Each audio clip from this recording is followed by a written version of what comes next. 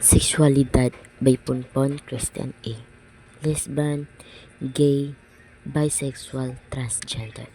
Hindi ko alam kung bakit kaya natin nakakaya yung konsensya natin na sila ay laitin.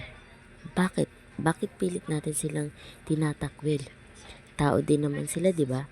May puso, nasasaktan din. Pero bakit pilit nating nasalit sila sa lipunan? Di natin alam, di ba? Baka sila pa yung magdadala ng karangyaan dito sa ating lipunan. Dapat kasi hindi natin nilalait ang isa't isa, di ba?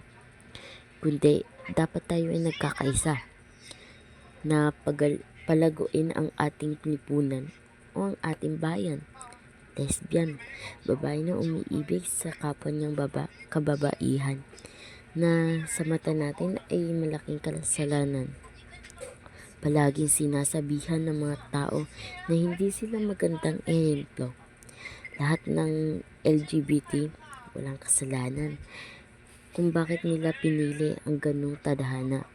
Pero alam ko na sila yung mas matatag. Kita mo, ilang lait, ilang beses na hindi nirespeto. Ngunit andyan pa rin sila, namumuhay ng maginhawa. Dahil hindi nila pinapansin ang panglalait ng iba.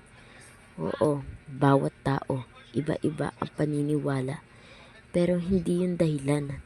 Hindi yun dahilan para husgahan at laitin natin sila.